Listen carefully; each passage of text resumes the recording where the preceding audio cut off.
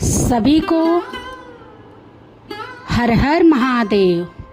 श्री शिवाय नमस्तुभ्यम। नमस्कार सभी को, राधे राधे। कैसे हैं आप सब?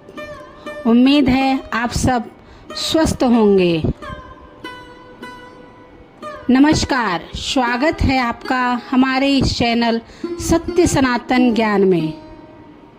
आइए हम जानते हैं पितृपक्ष से जुड़ी कुछ विशेष जानकारी। पितृपक्ष में क्या दान करना चाहिए और क्या दान नहीं करना चाहिए। आइए जानते हैं कि क्या दान करना चाहिए। शास्त्रों में कहा गया है, पितरों को दी गई वस्तु परलोक में उन्हें प्राप्त होती है और दाता को अक्षय पुण्य मिलता है। अन्न और जल दान चावल, गेहूं, जौ, तिल, मूंग, उड़द, शक्कर और घी का दान सबसे श्रेष्ठ माना गया है। तर्पण जल, कुसा के साथ तिल मिश्रित जल से पितरों को तृप्त किया जाता है। श्रद्धा से बना हुआ सात्विक भोजन ब्राह्मण को खिलाना भी पितृ संतुष्टि का मुख्य उपाय है।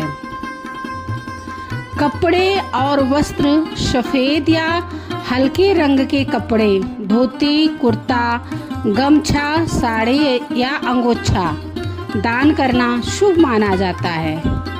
यह पितरों को वस्त्र रूप में प्राप्त होता है।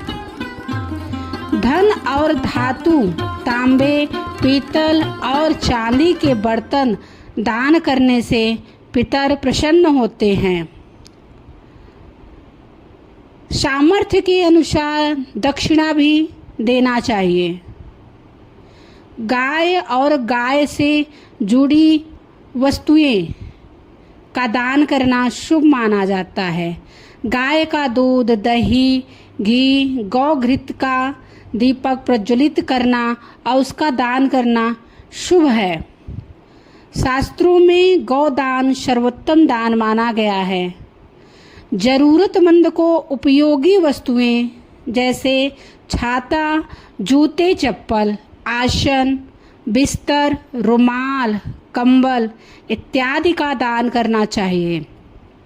इससे पितरों को शीत ताप से रक्षा मिलती है। ज्ञान और धर्म संबंधी वस्तुओं का भी दान करना चाहिए। धार्मिक ग्रंथ, पुस्तकें, कलम, दीपक का दान करने से पितरों को ज्ञान की प्राप्ति होती है। आइए अब हम जानते हैं कि पितृपक्ष में हमें क्या दान नहीं करना चाहिए। शास्त्रों में कुछ वस्तुएं पितृपक्ष में दान करना निषिद्ध मानी गई हैं। लोहे के बर्तन या वस्त्र नहीं दान करने चाहिए। काले रंग के वस्त्र, चमड़े की बनी चीजें, जूते आदि। नमक का भी दान नहीं करना चाहिए। कांटेदार फल या सब्जियां, नीले या काले रंग की वस्तुएं, अल्कोहल, मांस या तामसिक वस्तुएं। इन वस्तुओं का दान करने से पितर अप्रसन्न होते हैं और श्राद्ध पक्ष का पूर्ण फल नहीं मिलता है।